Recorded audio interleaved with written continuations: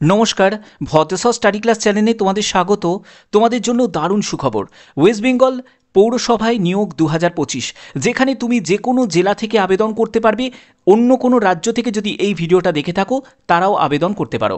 এখানে WB municipal service কমিশনের তরফ থেকে বিজ্ঞপ্তি জারি হয়েছে, যেখানে গ্রুপ সি পোস্টে একাধিকভাবে নিয়োগ করা হচ্ছে, মানে একাধিক পোস্টে গ্রুপ সি লেভেলে নিয়োগ করা হচ্ছে।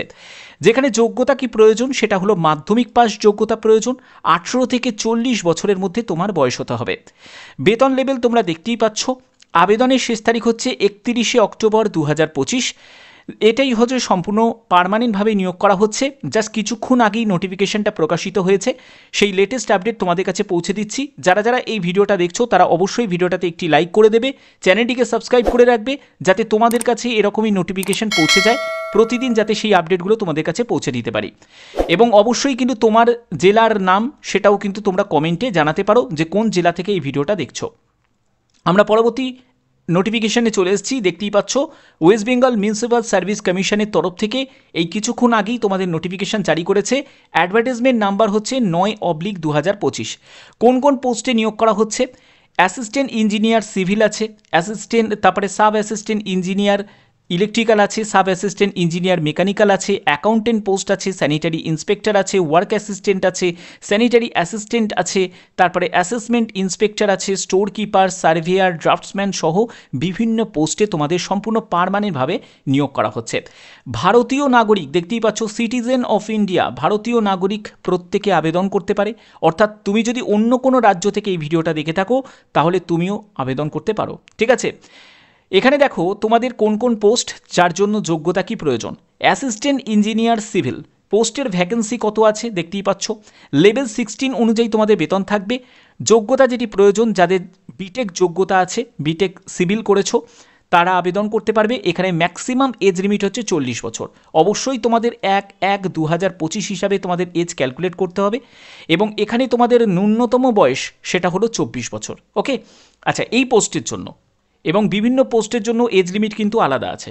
এবারে দেখো, সাব অ্যাসিস্ট্যান্ট ইঞ্জিনিয়ার, এই পোস্টের জন্য তোমাদের দুটি মতো শূন্যপদ আছে। লেভেল 12 অনুযায়ী বেতন থাকবে।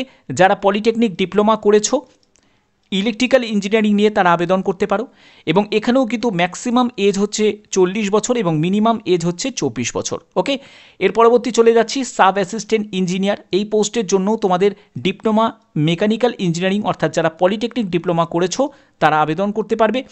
এবং পরবর্তী তোমাদের বলছে যে any permanent employee with the education qualification of direct recruitment with the at least 5 year experience may also apply. যাদের 5 বছরের অভিজ্ঞতা আছে তারাও কিন্তু আবেদন করতে পারে। আবার যাদের মানে অভিজ্ঞতা ছাড়া, যারা পলিটেকনিক ডিপ্লোমা করেছো মেকানিক্যাল ইঞ্জিনিয়ারিং নিয়ে, তারাও আবেদন করতে পারে। লেভেল 12 অনুযায়ী বেতন থাকবে। শূন্যপদ একটি আছে সাব অ্যাসিস্ট্যান্ট ইঞ্জিনিয়ারের জন্য মেকানিক্যালে। এর পরবর্তী পোস্টগুলো যেগুলো আসছে সেগুলো সবই কিন্তু তোমাদের নন টেকনিক্যাল পোস্ট। ঠিক আছে, এই পোস্টগুলো non technical post. Accountant post, এই পোস্টের জন্য একটি মতো শূন্যপদ। লেভেল 10 অনুযায়ী বেতন থাকবে। যারা যারা বিকম পাস করেছো তারা আবেদন করতে পারবে। এবং অবশ্যই তোমাদের একটা অভিজ্ঞতার প্রয়োজন আছে অ্যাকাউন্টিংয়ের ব্যাপারে, তোমাদের নলেজ থাকলে তুমি অগ্রাধিকার পেয়ে যাবে। বাট তুমি যদি সিম্পল বিকম পাস করে থাকো তাহলেও আবেদন করতে পারো। এখানে আপার এজ লিমিট হচ্ছে 40 বছর, অর্থাৎ ম্যাক্সিমাম তোমার 40 বছর বয়স এবং মিনিমাম বয়স হচ্ছে 18 বছর হতেই হবে। এবং এখানেও কিন্তু 1/1/2025 হিসাবেই তোমাদের এজ ক্যালকুলেট করতে হচ্ছে। এখানে SC ST যারা আছো, OBC যারা আছো, প্রত্যেকে রিল্যাক্সেশন পাবে। পরবর্তী আমি জায়গা দেখিয়ে দিচ্ছি। এর পরবর্তী পোস্ট হচ্ছে তোমাদের স্যানিটারি ইন্সপেক্টর। এই পোস্টের জন্য লেভেল 9 অনুযায়ী বেতন থাকবে এবং উচ্চ মাধ্যমিক পাস যোগ্যতা চাওয়া হয়েছে। যাদের ডিপ্লোমা বা সার্টিফিকেট করা আছে স্যানিটারি ইন্সপেক্টর নিয়ে, তারা আবেদন করতে পারে। পরবর্তী পোস্টে চলে যাচ্ছি, যেখানে দেখো তোমাদের এই পোস্টের জন্য কিন্তু তোমাদের 21 বছর হচ্ছে ন্যূনতম বয়স এবং ম্যাক্সিমাম বয়স হচ্ছে 40 বছর। SC ST যারা ক্যান্ডিডেট আছো তারা বয়সে 5 বছর ছাড় পাবে। OBC যারা আছো তারা বয়সে 3 বছর ছাড় পাবে। ঠিক আছে, এর পরবর্তী হচ্ছে ওয়ার্ক অ্যাসিস্ট্যান্ট। ওয়ার্ক অ্যাসিস্ট্যান্ট পোস্টের জন্য দুটি মতো শূন্যপদ আছে। লেভেল 6 অনুযায়ী বেতন থাকছে। যোগ্যতা যেটি প্রয়োজন সেটা হলো মাধ্যমিক পাস। যাদের ডিপ্লোমা করা আছে ইন কম্পিউটার অ্যাপ্লিকেশন নিয়ে তারা কিন্তু আবেদন করতে পারো। 20টি শব্দ প্রতি মিনিটে তোমাকে টাইপিং স্পিড তোমার থাকতে হবে। এখানে এজ লিমিট ন্যূনতম বয়স হচ্ছে 18 বছর, ম্যাক্সিমাম বয়স হচ্ছে 40 বছর। ওকে, পরবর্তী পোস্টে চলে যাচ্ছি, সেটা হলো স্যানিটারি অ্যাসিস্ট্যান্ট। এই পোস্টের জন্য যদি আবেদন করতে চাও, এখানে তোমাদের মাধ্যমিক পাস যোগ্যতা প্রয়োজন এবং for appointment to the post successful completion of A pre service training shall be compulsory. একটা প্রি সার্ভিস ট্রেনিং সেটা কিন্তু তোমাদের কম্পালসারি আছে এবং এখানে তোমাদের লেভেল 7 অনুযায়ী বেতন থাকবে। শূন্য পদ হচ্ছে একটি এবং ন্যূনতম বয়স হচ্ছে 18 বছর আর ম্যাক্সিমাম বয়স হচ্ছে 40 বছর, স্যানিটারি অ্যাসিস্ট্যান্ট।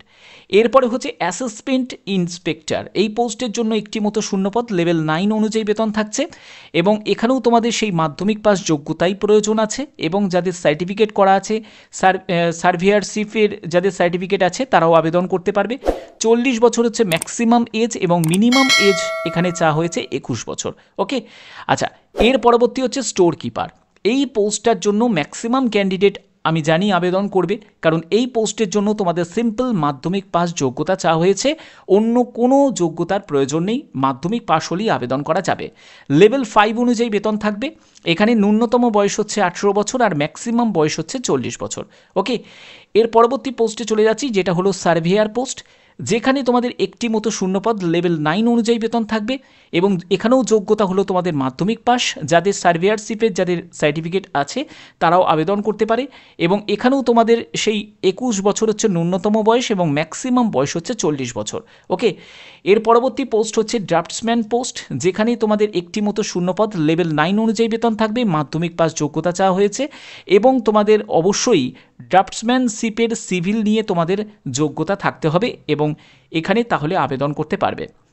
পরবর্তী হচ্ছে তোমাদের এখানে এজ লিমিট হচ্ছে ন্যূনতম 21 বছর এবং ম্যাক্সিমাম হচ্ছে 40 বছর। ওকে, আচ্ছা, এজ রিল্যাক্সেশনের ব্যাপারটা তোমাদের ক্লিয়ার করেই দিয়েছি যে এসসি এসটি যারা ক্যান্ডিডেট আছো তারা বয়সে 5 বছর ছাড় পাবে আর ওবিসি থেকে যারা আছো তারা বয়সে 3 বছর ছাড় পাবে। কিন্তু এই জায়গাটা কিন্তু অবশ্যই তোমাদের খেয়াল রাখতে হবে, যদি কোনো ক্যান্ডিডেট আদার স্টেট থেকে আবেদন করে সে কিন্তু আবেদন করতেই পারে, কিন্তু সে যতই এসসি এসটি ওবিসি হোক না কেন তাকে অ্যাজ এ জেনারেল হিসাবেই আবেদন করতে হবে। বোঝা গেল? আচ্ছা, এর পরবর্তী হচ্ছে এখানে তোমাদের আবেদন মূল্য কত টাকা লাগছে। দেখো, তুমি যদি ইউআর ওবিসি ক্যান্ডিডেট হয়ে থাকো তোমার 150 টাকা আবেদন মূল্য লাগবে, প্লাস হচ্ছে তোমাদের প্রসেসিং চার্জেস লাগছে 50 টাকা, 200 টাকা আবেদন মূল্য লাগছে। এসসি এসটি পিডাব্লিউবিডি ক্যাটাগরি থেকে হয়ে থাকলে তোমার শুধুমাত্র প্রসেসিং চার্জেস লাগছে। তোমাদের এখানে মানে তোমাদের যে এক্সামিনেশন অ্যাপ্লিকেশন ফিস যেটা সেটা কিন্তু তোমাদের লাগছে না। ওকে, আচ্ছা, এর পরবর্তী তোমাদের আর কি বলা হয়েছে দেখে নিই। অফিসিয়াল ওয়েবসাইট হচ্ছে এটা, এই অফিসিয়াল ওয়েবসাইটে ভিজিট করেই তোমাদের আবেদন করতে হবে এবং এখানে তোমাদের মোড অফ এক্সামিনেশন দেখো, তোমাদের কলকাতাতেই তুমি সেন্টার পেয়ে যাবে, এক্সাম সেন্টার। এখানে তোমাদের রিটিন টেস্ট হবে, এমসিকিউ টাইপের তোমাদের রিটিন টেস্ট হবে, তারপরে তোমাদের পার্সোনালিটি টেস্ট বা ইন্টারভিউ যেটা সেটা তোমাদের হবে। এখানে তোমাদের ইন্টারভিউতে থাকবে 40 নম্বর আর রিটিন টেস্টে থাকবে হচ্ছে 200 নম্বর। এই 200 নম্বর অর্থাৎ 100টা তোমাদের এমসিকিউ টাইপের প্রশ্ন থাকবে, প্রতিটি প্রশ্নের মান হচ্ছে 2 করে থাকছে। নেগেটিভ মার্কিং অবশ্যই একটা প্রশ্নের ভুলের জন্য 1 নম্বর কাটা যাবে এবং এখানে তোমাদের কোশ্চেনের যে ল্যাঙ্গুয়েজ সেটা ইংলিশ ল্যাঙ্গুয়েজই তোমাদের থাকবে এবং যেটা তোমরা সময় পাবে সেটা হচ্ছে 1.5 ঘন্টা তোমাদের সময় দেওয়া হবে। 100 নম্বরের পেপার 1.5 ঘন্টা তুমি সময় পাবে। ওকে, আচ্ছা, যা ভ্যাকেন্সি তার 3 গুণ প্রার্থীকে ডাকা হবে এবং সেটাও কিন্তু কমিশনের যে অফিস আছে সেই অফিসেই তোমাদের এই ইন্টারভিউটা কন্ডাক্ট হবে। পরবর্তী চলে যাচ্ছি, পরবর্তী হচ্ছে তোমাদের এখানে আর কি বলা হয়েছে দেখে নিই। এখানে সিলেবাসের ব্যাপারটা অফিসিয়াল ওয়েবসাইটে তোমাদের উল্লেখ করা আছে, অবশ্যই তোমরা অফিসিয়াল ওয়েবসাইট থেকে সিলেবাসটা তোমরা একবার চেক করে নেবে। 31শে অক্টোবর পর্যন্ত তোমরা আবেদন করতে পারবে, 3রা অক্টোবর থেকে তোমাদের আবেদন শুরু হচ্ছে। ওকে, এর পরবর্তী কিছু ইম্পর্টেন্ট থাকলে আমি সেটাও তোমাদের বলে দিচ্ছি যদি এখানে ইম্পর্টেন্ট থাকে। আচ্ছা, আর একটা ব্যাপার বলে রাখি, অরিজিনাল ফটো আইডি অবশ্যই তোমাদের প্রয়োজন। যখন তুমি রিটিন এক্সাম দিতে যাবে তখন কিন্তু এটা ছাড়া তোমাদের কিন্তু এন্টার করতেই দেবে না পরীক্ষা হলে।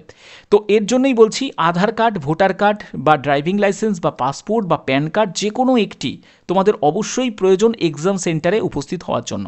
ওকে, তো এগুলো তোমাদের লাগবে এবং আর কি বলা হয়েছে, আর ইম্পর্টেন্ট কিছু নেই, যেগুলো ছিল সবই তোমাদের কাছে ক্লিয়ার করেই দিয়েছি।